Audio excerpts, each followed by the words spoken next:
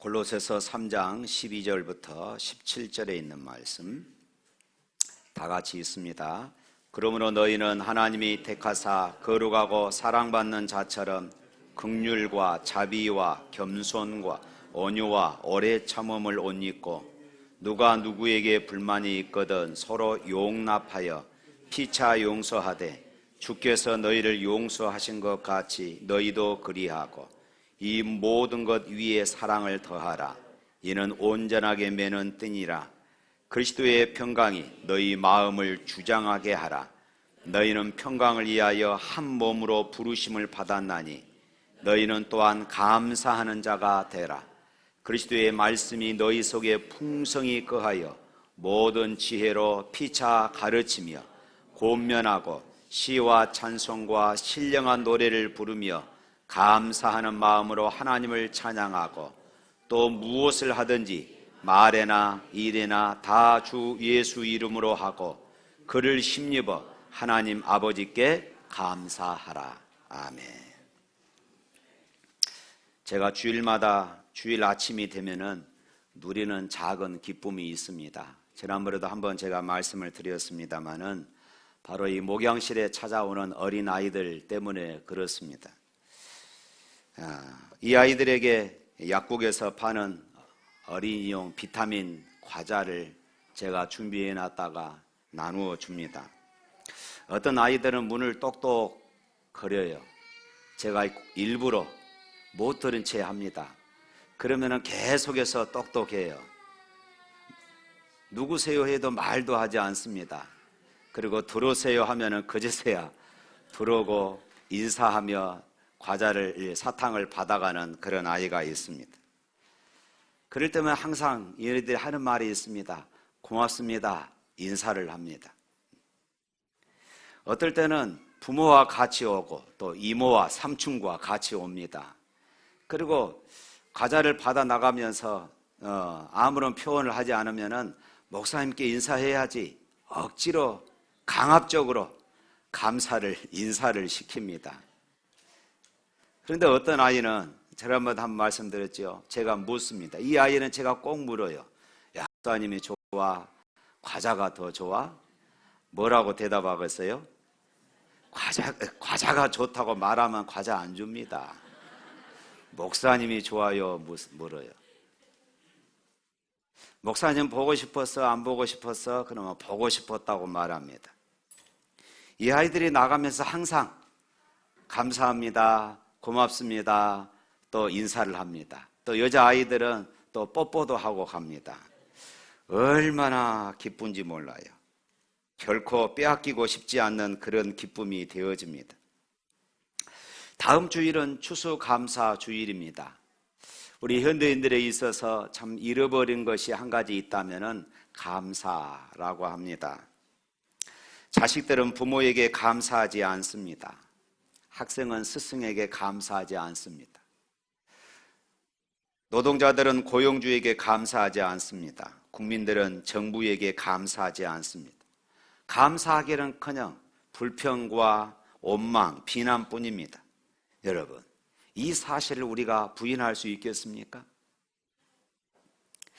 이런 현실에서 추수감사절은 오늘 우리들에게 감사를 생각나게 하고 우리의 삶을 돌아보게 한다는데 그 의미가 있습니다. 이것이 감사절기가 우리에게 주는 가장 소중한 의미입니다.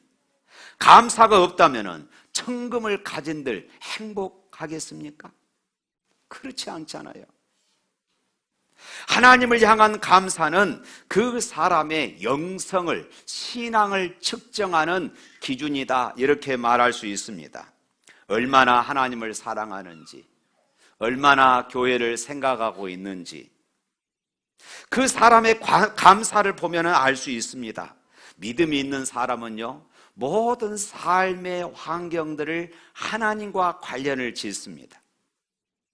그런데 믿음이 없는 사람들은 매사에 인간적인 눈으로 판단하고 비교하고 그러다 보니까 감사가 없고 불평과 원망뿐인 것입니다.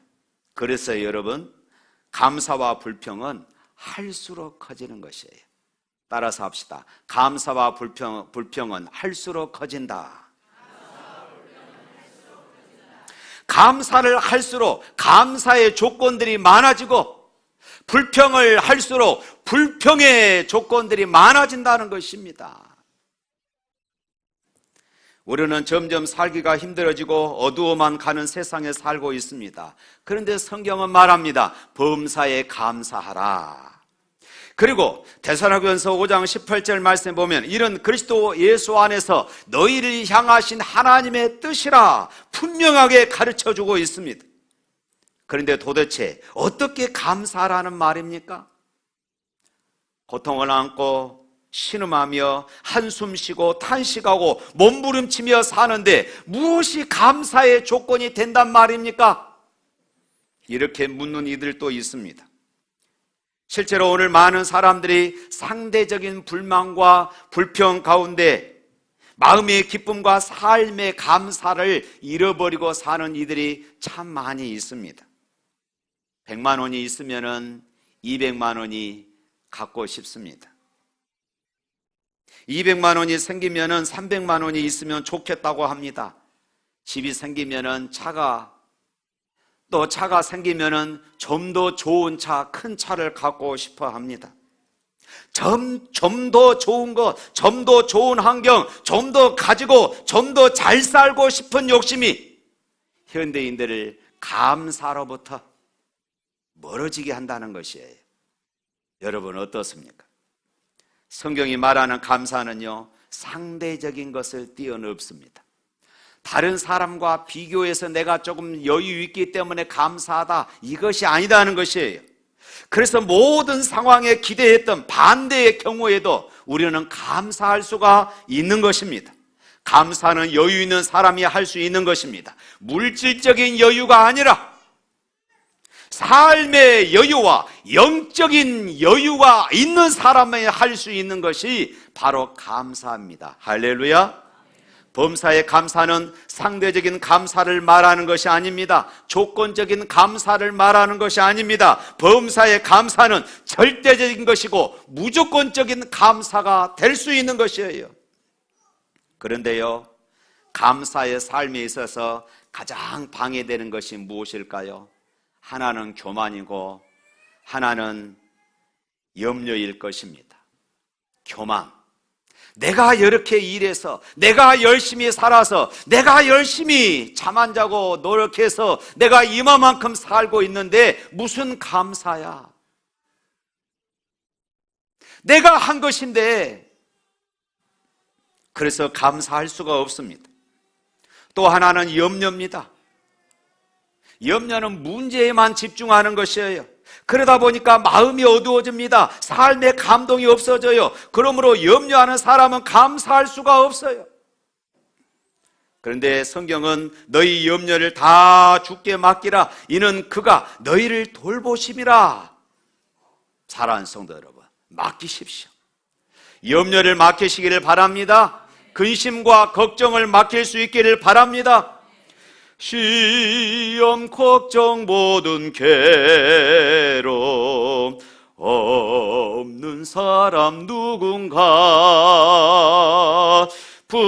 부질없이 낙심 말고 기도 드려 아뢰세. 할렐루야. 근심 걱정 무거운 짐 아니 진자 누군가 피난처는 우리 예수 주께 기도드리세. 할렐루야. 근심 걱정 없는 사람이 어디 있겠어요?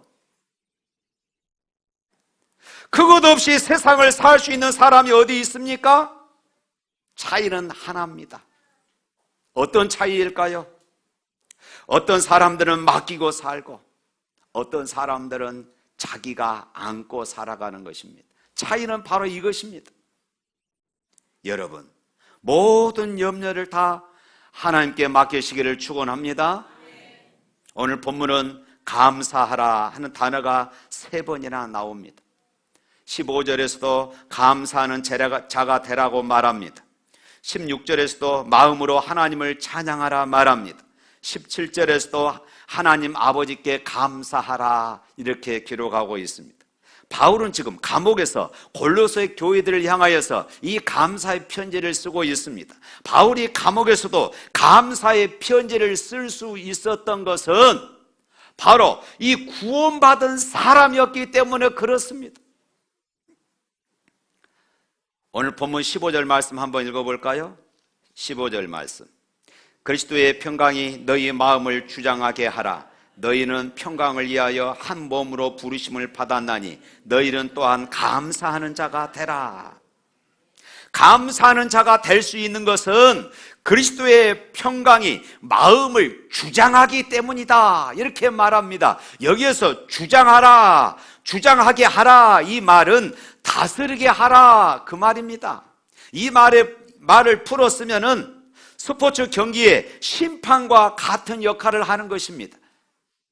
스포츠 경기에서 이 심판은 그 경기를 다스립니다. 그 경기를 통제하고 이끄는 역할을 합니다. 경기의 시작과 끝을 정하는 사람입니다.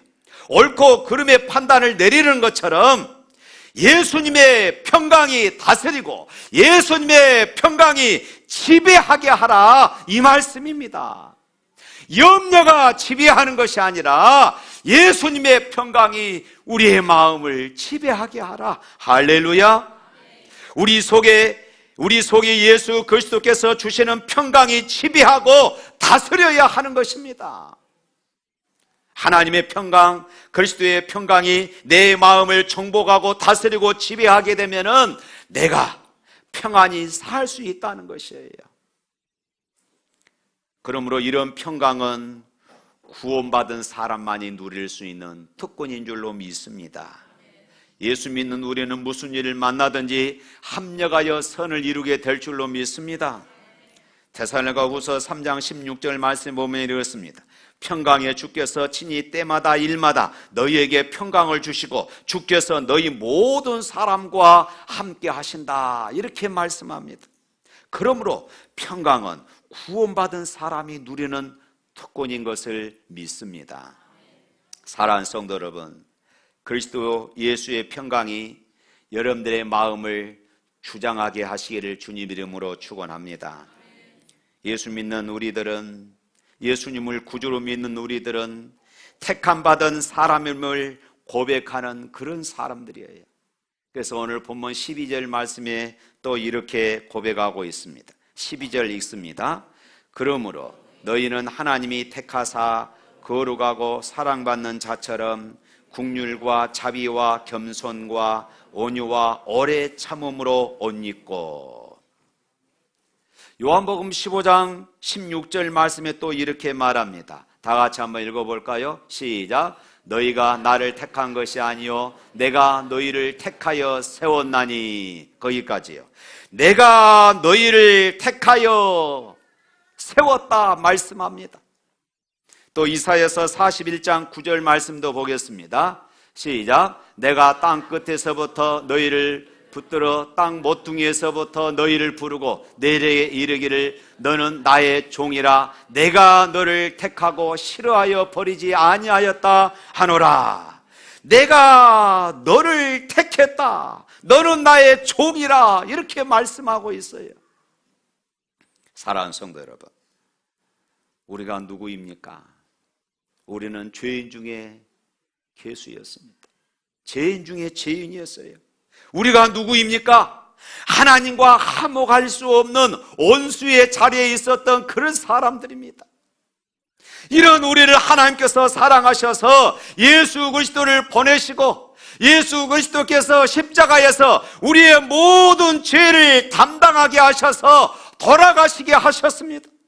그 위에서 흘리신 보혈의 피로 우리의 모든 죄가 말끔히 씻어지게 하셨어요. 그런 다음 무조건 우리를 하나님의 자녀라고 이름 지으시고 언제든지 하나님을 아빠, 아버지라고 부를 수 있도록 우리에게 허락해 주신 것입니다. 뿐만 아니라 앞으로 하나님, 예수님과 함께 영원히 살 수 있는 하나님의 나라와 영생을 우리에게 값없이 주신 줄로 믿습니다. 그래서 우리는 이 시간 나와서 예배하는 영광스러운 사람이 된 것이에요. 이것이 구원의 은혜가 아닙니까? 우리가 이 구원의 은혜를 생각할 때마다 하나님 감사합니다. 하나님 나 같은 것을 다 하신다니 참 기가 막히지 않습니까? 아무것도 하나님 마음에 드는 것이 없음에도 불구하고 값없이 영생을 주시다니, 하나님을 믿노라 하면서도 여전히 온전히 말씀을 붙잡고 살지 못하는 우리들 여전히 기다리시고 참고 또 말씀으로 은혜 베푸시고 위로해 주시니 얼마나 감사합니다. 하나님 나 같은 것을 구원해 주시니 감사합니다. 무엇보다도 이 구원의 감격이 우리의 가슴에 넘쳐야 할 줄로 믿습니다. 나 같은 죄인 살리신 주의 놀라워 잃었던 생명 찾았고 광명을 얻었네. 이 감사를 모르는 사람은 하나님께 진정한 감사를 드릴 수가 없습니다. 구원받은 은혜가 없는데 잘 된다고 감사하고 돈 좀 벌었다고 감사하고 건강하다고 감사하는 것은 의미가 없는 것이에요. 먼저 이 구원의 감사가 내 안에 넘쳐야 하는 것입니다. 가장 큰 감사는 바로 이 구원의 감사입니다. 오늘 이 시간 예배드리는 여러분들의 마음속에 성령님이 오셔서 뜨거운 손으로 만져주시고 여러분들의 마음속에 다시금 구원의 감격이 넘치시기를 축원합니다. 그리고 주여 감사합니다. 자신도 모르게 입술에서 감사가 터져 나올 수 있기를 축원합니다. 오늘 본문 16절 말씀에 이렇게 말합니다. 16절 읽겠습니다. 그리스도의 말씀이 너희 속에 풍성히 거하여 모든 지혜로 피차 가르치며 권면하고 시와 찬송과 신령한 노래를 부르며 감사하는 마음으로 하나님을 찬양하고, 감사하는 마음으로 하나님을 찬양해라, 감사로 예배해라, 이 말씀입니다. 시편 50편 23절 말씀에 또 이렇게 말합니다. 우리 다 같이 읽겠습니다. 시편 50편 안 띄워져요? 자, 50편 23절 말씀. 감사로 제사를 드리는 자가 나를 영원롭게 하느니 그의 행위를 옳게 하는 자에게 내가 하나님의 구원을 보이리라. 방송실 정신 좀 차려요. 하나님이 기뻐하시는 예배는요, 감사의 예배입니다. 감사가 묻어있는 예배, 감사가 담겨져 있는 예배입니다. 뿐만 아니라 오늘 17절 말씀입니다. 또 읽겠습니다. 또 무엇을 하든지 말에나 일에나 다 주 예수의 이름으로 하고 그를 힘입어 하나님 아버지께 감사하라. 무엇을 하든지 입술에 감사가 흘러나와야 합니다. 말은 씨앗과 같습니다. 입 밖으로 나온 말은 우리의 무의식 속에 심겨져서 생명력을 얻는다고 그럽니다. 그리고 뿌리를 내리고 자라서 그 내용과 똑같은 열매를 맺어간다고 그럽니다. 그래서 잠언 18장 21절 말씀에 이렇게 말하고 있어요. 다 같이 있습니다. 죽고 사는 것이 혀의 힘에 달렸나니 혀를 쓰기 좋아하는 자는 혀의 열매를 먹으리라. 혀의 열매를 먹으리라. 조그만 방향키가 배 전체의 방향을 통제하듯 우리의 혀도 우리의 삶의 방향을 이렇게 통제해버립니다. 그런데 여러분, 이상하게 감사를 모르는 사람은요, 입술에 불평을 달고 사는 사람들입니다. 입술에 불평을 달고 사는 사람이에요. 툴툴대는 사람, 불평하는 사람, 그 사람의 얼굴이, 말이, 행동이 행복해 보이시던가요? 불평하는 사람은 많이 있어도 불평하는 사람들은 많이 있어도 불평하고, 불평하는 사람들은 좋아도 불평하고, 불평하는 사람들은 심지어 웃으면서도 투덜대요. 에이, 이까짓 거. 감사가 아니다는 것입니다. 이것 가지고 웃으면서도 투덜대는 것이에요. 여러분, 그렇게 살고 싶으십니까? 민수기 14장 28절 말씀에 이렇게 말씀합니다. 시작. 그들에게 이르기를 여호와의 말씀이 내 삶을 두고 맹세하노라. 너희 말이 내 귀에 들린 대로 내가 너희에게 행하리라. 너희 말이 내 귀에 들린 대로 내가 너희에게 행하리라. 출애굽한 이스라엘 백성들이 어찌나 하나님을 향해서 원망하고 불평하던지 하나님이 화가 나셨어요. 그래, 좋다. 너희 말이 내 귀에 들린 대로 내가 행하겠다. 얼마나 무섭습니까? 고난을 당하거나 환난을 당하게 되면 대부분 사람들은 예배 드리는 것조차도 포기해 버립니다. 이 상황에 예배는 무슨 예배야? 당신 같으면 이런 처지와 이런 형편에서 예배하고 찬양할 수 있겠어? 그래서 대부분의 사람들은 고난을 당하면은 예배와 기도의 자리에서 후퇴해져 버립니다. 그런데 믿음의 사람들은 그렇지 않아요. 특별히 성경에서 보면 다윗의 모습을 보면은 그렇지 않습니다. 다윗에게 있어서 환난을 극복하는 삶의 방식이 있다면은 다윗은 환난이 오고 고난이 오면 올수록 그런 하나님을 더 의지했고 하나님 앞에 더 엎드렸고 하나님 앞에 기도하고 예배하고 찬양했다는 것이에요. 그것이 다윗의 신앙이었고 다윗의 삶이었습니다. 이런 다윗의 삶의 비밀을 우리가 배워야 합니다. 어떤 상황에서도 우리가 감사하고 예배하고 기도할 수 있어야 하는 것입니다. 시편 34편은요 다윗 인생에 있어서 가장 힘들고 어려울 때 쓴 시입니다. 한번 찾아볼까요? 시편 34편. 자, 시편 34편 위에 제목 한번 읽겠습니다. 제목. 다윗이 아비멜렉 앞에서 미친 채 하다가 쫓겨나서 지은 시. 다윗이 사울이 다윗을 죽이려고 그러니까 다윗이 도망을 갑니다. 그러다가 망명을 해요. 그러다가 아비멜렉 블레셋의 앞에 서게 되어집니다. 왕 앞에. 사람들이 다윗을 알아봐요. 왕이시여, 저 사람이 과거 골리앗을 죽였던 사람 아닙니까? 그런 것이에요. 다윗은 꼼짝없이 그곳에서 죽게 생겼습니다. 그때 다윗이 침을 질질 흘리면서 미친 채 했다는 것이에요. 그러면서 이 시를 썼다는 것입니다. 1절 뭐라고 말합니까? 1절 읽겠습니다. 내가 여호와를 항상 송축하며 내 입술로 항상 주를 찬양하리이다. 그런 형편에서도 다윗이 하나님을 찬양하고 예배하고 있다는 것입니다.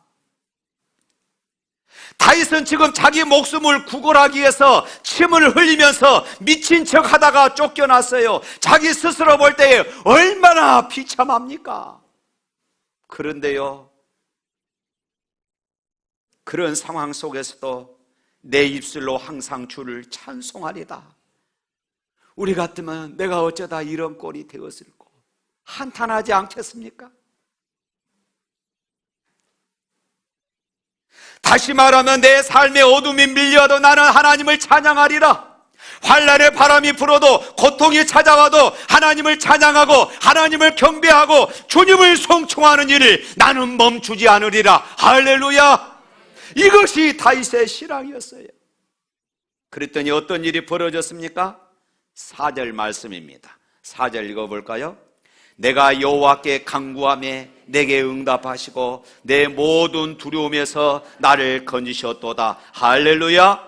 고통 중에서 찬양하면은 고통을 물리칠 수가 있음을 믿으시기를 바랍니다. 환난 중에 감사하면은 환난을 물리칠 수가 있음을 믿으시기를 바랍니다.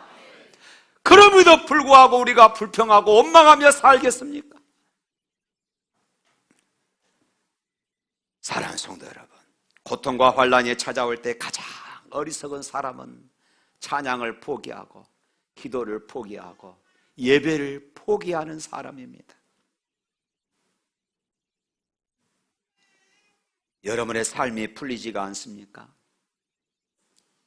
모든 것을 포기하고 싶습니까? 하나님이 한없이 멀어져 보입니까? 기도를 해도 도대체 하나님이 내 삶의 문제에 개입하지 않으신 것 같이 보입니까? 우리에게 약속하신 말씀을 지키시는 하나님의 신실하심을 믿고 기다리시기를 축원합니다. 이것이 감사하는 인생을 살아가는 비결인 것이에요. 불평할 환경이 있는 것이 아니라 불평하는 사람이 있는 것입니다. 감사하는 환경이 있는 것이 아니라 감사하는 사람이 있는 것이에요. 여러분 기억하십시오. 우리는 하나님을 향해 찬송과 기쁨, 감사의 표현을 해야 합니다. 하나님께서 꼭 들으신다는 것을 기억하시기를 바랍니다. 심리학의 권위자 이시영 박사는 모든 정신적인 문제를 치유하는 방법으로 감사, 이것을 권유했습니다. 감사를 할 때 0.1초도 안 되는 순간에 세라토닌이라는 행복을 주는 물질이 뇌에서 분비된다고 그럽니다. 그래서 그것이 우리의 삶을 치유한다고 그래요.